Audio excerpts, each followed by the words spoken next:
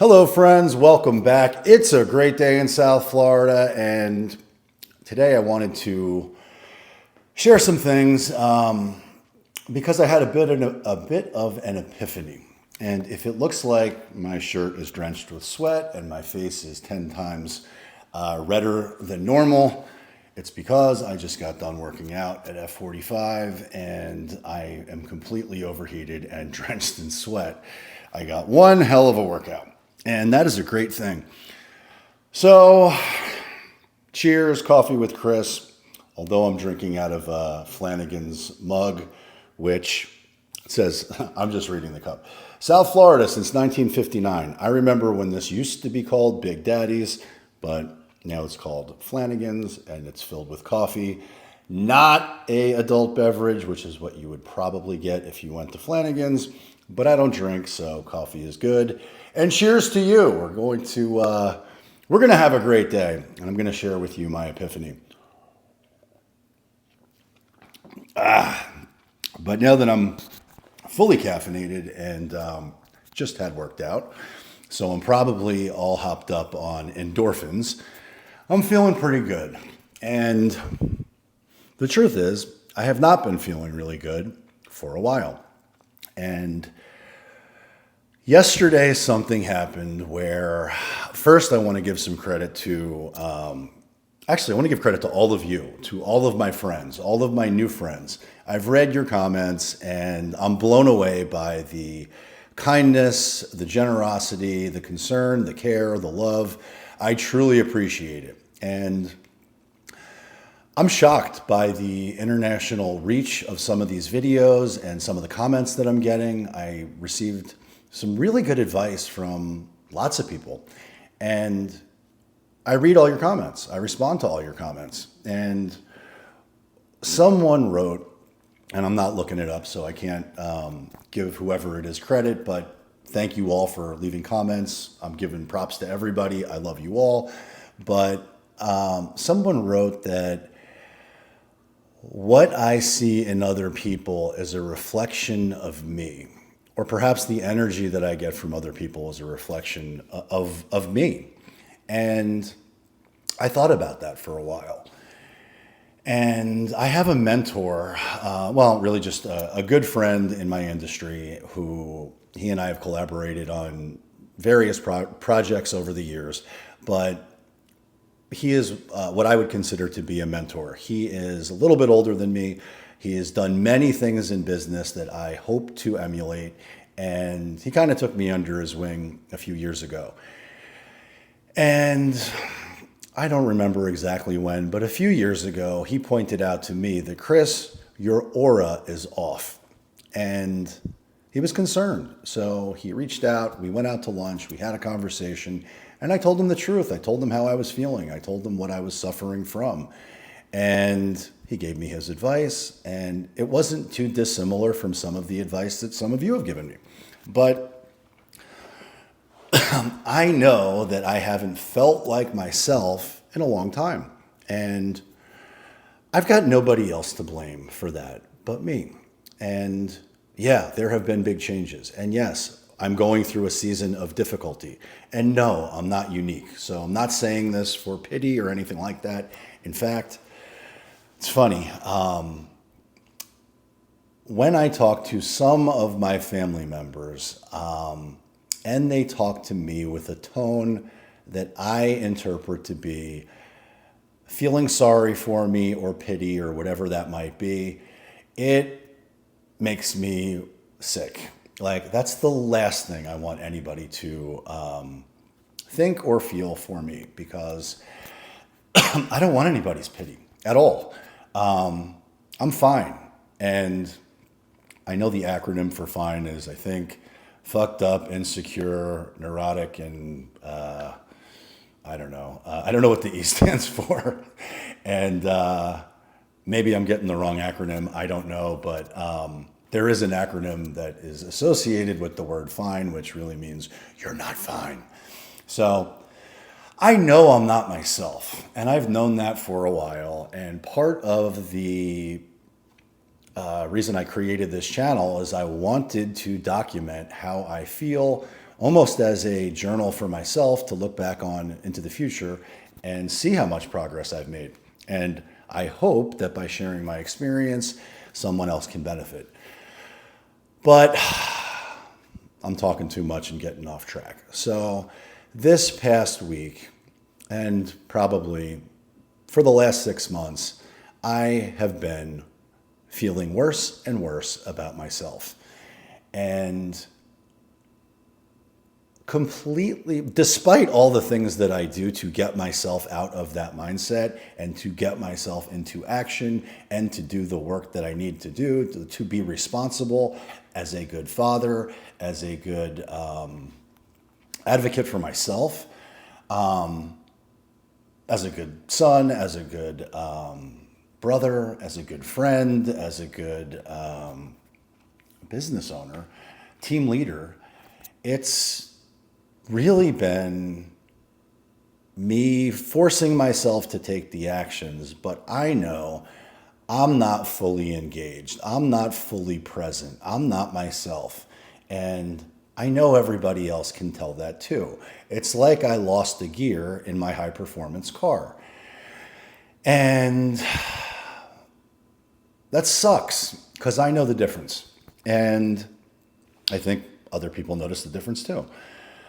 But I've been beating myself up over it. I've been feeling ashamed of it. I've been mercifully punishing myself for it. And I've been isolating. And so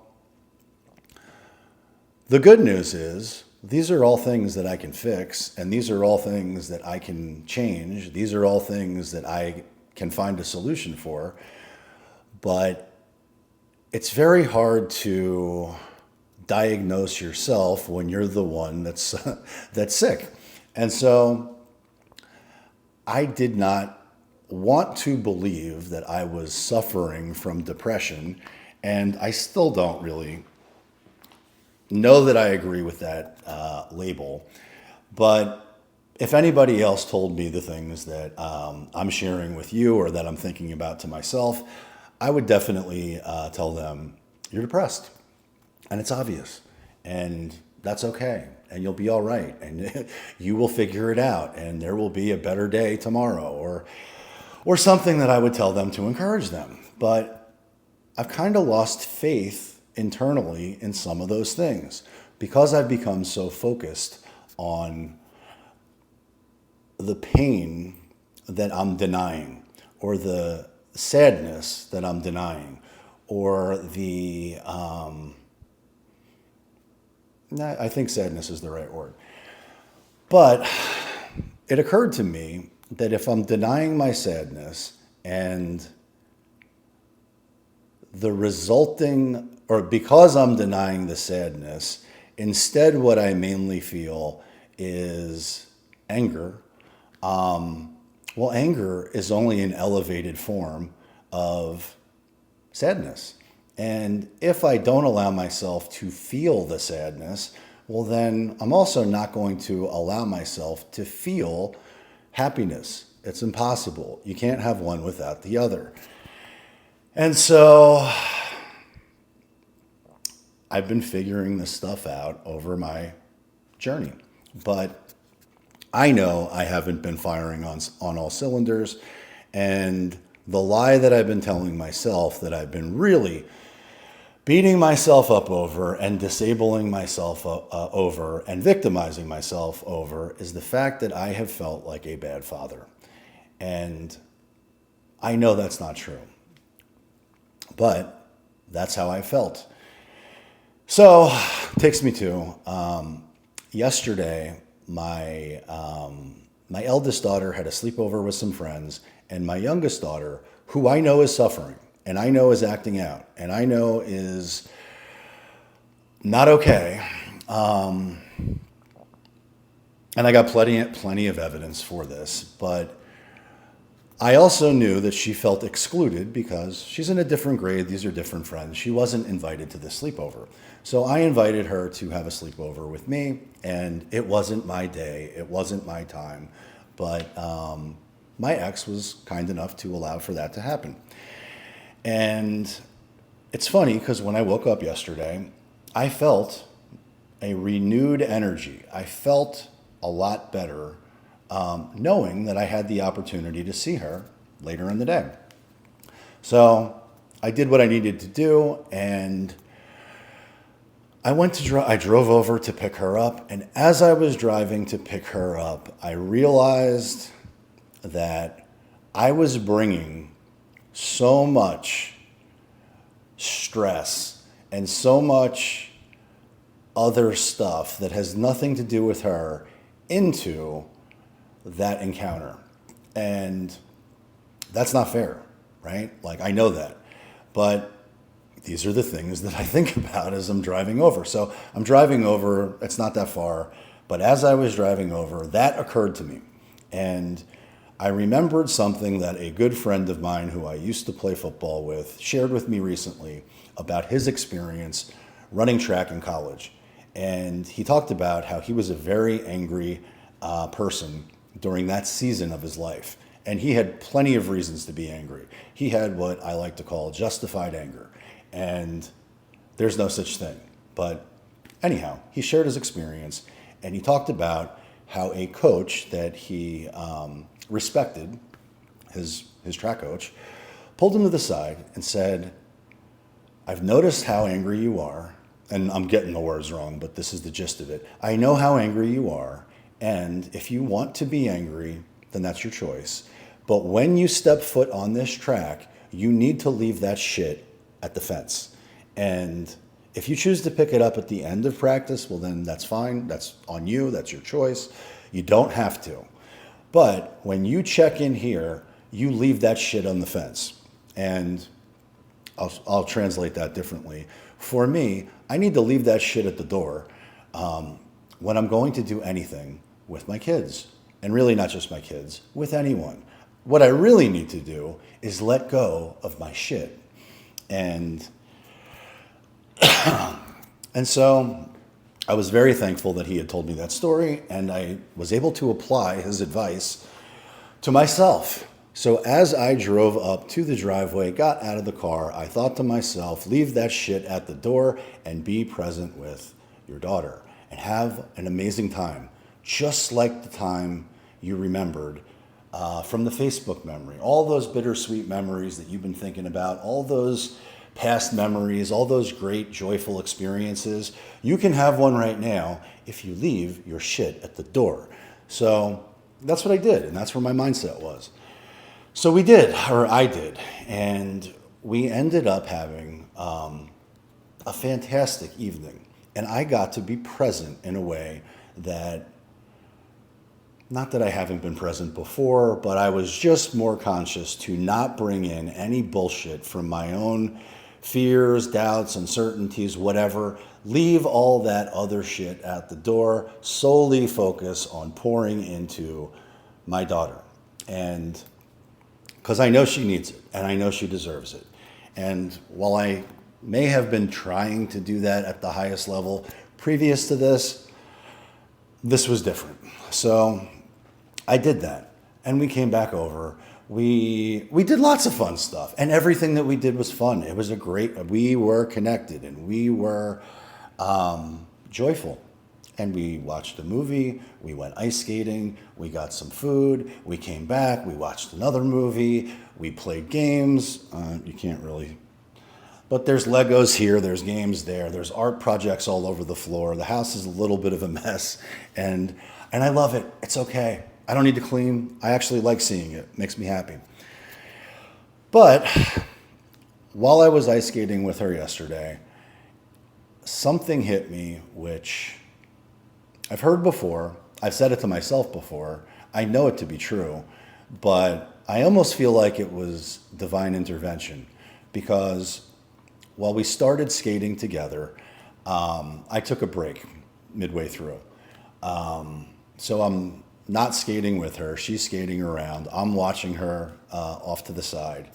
And all of a sudden, a voice popped into my head that was loud. And it said, "No one is coming to save you." I thought about it. And it kept going, and it was louder. Nobody is coming to save you. And I thought about it more. And then it happened like a third time, like somebody's just playing repeat on a track of I don't know, a record or something. Nobody's coming to fucking save you, Chris. You must save yourself. And hopefully I didn't offend anybody. I know there's a lot of people in here who are religious, and I didn't say that. I curse. It happens sometimes. But that's the language that popped into my head. And I already know that to be true, but the weight of that hit me in a way that was different, because nobody's coming to save me. The only person who can save me is me. And yes, I am aware that God's will be done, and I pray for it daily, and that's awesome. But I must stop beating myself up the way I've been doing. I must stop torturing myself. I read some other comments talking about separation and infidelity and some other things, and I know you guys don't know what is actually happening in the background, and frankly, you don't need to, but infidelity is not part of our story. So I don't have any guilt around, in fact, I have no guilt around any of as it relates to separation and divorce. I know that I did everything I could to grow and change and adapt and level up and become everything I thought I could do to save our relationship, to invest in our relationship, to stay together. I did everything. So I know I can look my kids in the eye and tell them that I did everything I could when the day comes when they ask me. But you know, they're young, so but they already know. They know it. They already know it. My point is, I don't suffer from any guilt or shame around any of those things. I did what I could. I did the best I could. It did not work out, and now we're transitioning to the next phase of our relationship. But that next phase is really hard for me. And where am I going with this? I just realized that I must save myself. I get to save myself. And in order for me to do that, I need to put down the bat that I've been beating myself with unmercifully. And this is not a product endorsement, and I'm not going to beat myself with this, but this is a tool I got recently off of Amazon. I have no idea what it's called. But man, if you've got a knot in your back, this is the best thing for you. And I use it often. But I'm going to wrap this up, right? So I had all these different epiphanies, and also I realize I'm isolating, right? I'm not leaning into many opportunities that are coming my way. In fact, I've been overwhelmed by the opportunities that are coming my way. And when I don't capitalize on the opportunities that come my way, then I beat myself up more because I didn't take advantage of the opportunities that I could have. But I'm not in a place to be able to take some of those opportunities or participate in those opportunities. It's not the right time. So I beat myself up unmercifully because I'm trying to do everything and I can't. So I hate to say that I can't do anything. I hate to admit I can't do anything, but it's not really that I can't do anything. It's I'm not ready to do whatever that thing is yet. And I've been trying to do so many different things, and basically I'm not doing any of them well. So I need to focus, I need to prioritize, I need to lean into the things that are most critical now for my survival to get myself, and when I say survival, I'm talking emotionally. Like I need to put myself first, put the oxygen mask on myself first to become the best version of myself that my kids deserve, that I deserve, that will enable me to do the things and lean into the opportunities that inevitably come my way from the actions that I take.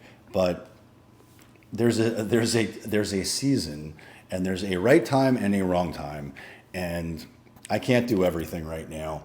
But nobody's coming to save me. So if I don't figure it out, it's on me, nobody else. Which, anyhow, I'm on my way to F45 today, driving there, and I'm looking in the rearview mirror. And suddenly it hits me, and I'm sure you guys have heard this before. The rearview mirror is so much smaller than what's in front of me, the future, the road ahead. And yet I've been consumed by looking into the rearview mirror and completely losing sight of the future, the road ahead. And that's no way to live. So, I don't know. Everything I've shared, I've heard before, but it felt different today. It felt like I received the message today. And if I look at today with gratitude, well, what's really happening? I just had an amazing night with my daughter. I just went to the gym and saw a bunch of friends that I've made through F45. I have an invitation to go out tonight with a bunch of those friends from F45. For one of them is moving away, and it's kind of like a going away party out on the town. But there's a part of me, especially over the last few weeks, that would probably say, no, I'm not going. I'd rather sit at home and isolate. Well, that's the old version of me who is not here today, right? I'm here today. Day one starts now. And what really happened today? I met some friends. I had an epic workout, had a great time with my kids. I'm going to see them tomorrow. They'll be back with me. I've got tremendous opportunities with my business that I can do and I will do, but the future looks bright if I look at it the right way, if I feel the right way. And I'm just tired of feeling sick and tired. So that's it. I don't know if this made any sense or if it was too long or whatever. But it is how I feel. It is where I'm at. I am totally blown away by all of you. Thank you for being part of my tribe. If nobody's told you they love you today, just know that I do. Go out there, win the day, win the week, win your life, and I look forward to seeing you on my next video.